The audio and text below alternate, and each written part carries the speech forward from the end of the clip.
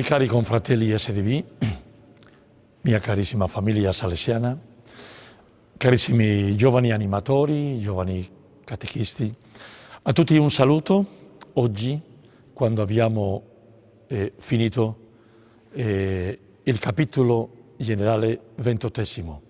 Ieri abbiamo chiuso le porte di questi lavori capitolari.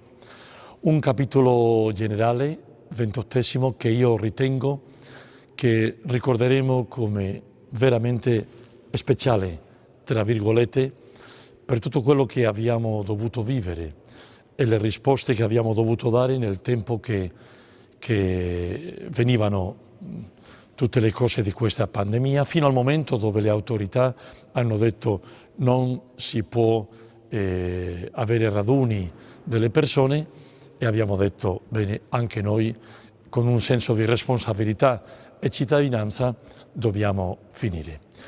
Per un capitolo generale 28, che credo si possa dire che è stato veramente una grande esperienza di grazia e di presenza permanente dello Spirito Santo. Lo Spirito Santo ha accompagnato questo bellissimo clima, rapporti bellissimi, una bellissima esperienza di fraternità e un illuminarci nella mutua condivisione. Allo stesso tempo, trovarci qui, a Valdocco, nella nostra culla, qui dove tutti siamo nati, in Don Bosco, ha fatto molto speciale questo capitolo. Trovarci tutti i giorni qui, in questa Basilica di Maria Ausiliatrice, pregare tutti i giorni qui, pregare nella presenza del nostro amato Padre, e sentirci in questo cortile dove sono stati Magone, Domenico Savio, Rua, Cagliero, tutti, ci dice che la realtà che ci accoglieva era molto speciale.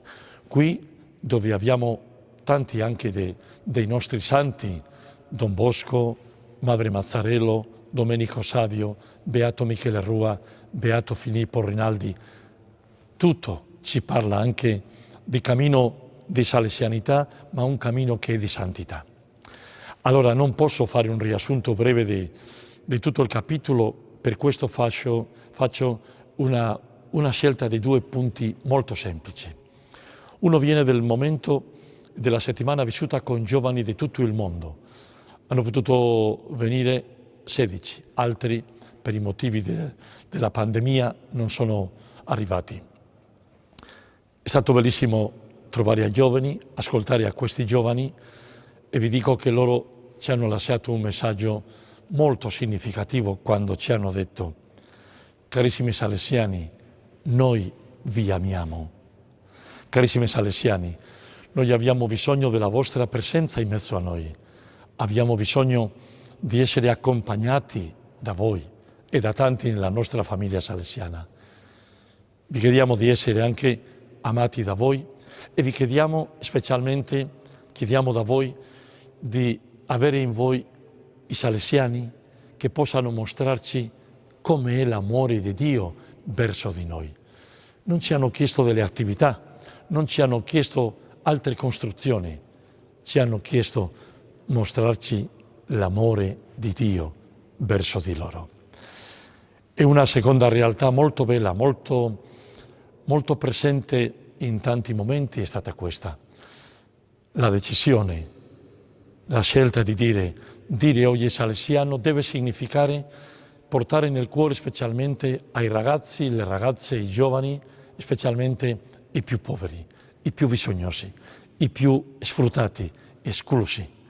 Questo è stato veramente una voce forte, un grido, e io ritengo che è molto essenziale.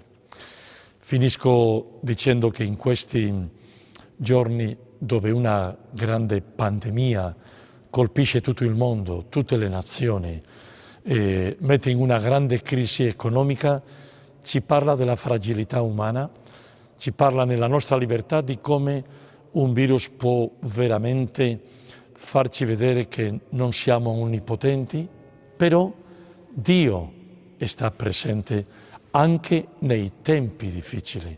Perciò la fede e la speranza. Come nei tempi del colera con Don Bosco, deve essere la nostra guida. Carissimi tutti, un grande saluto, come ho detto alla fine di questo capitolo, che è stato un tempo di grazia. Ci comunichiamo in altri momenti, ma adesso, a nome di tutti i capitolari, il nostro saluto affettuoso e il mio molto particolare, con la preghiera qui nella presenza della Madonna. Ciao, ci vediamo.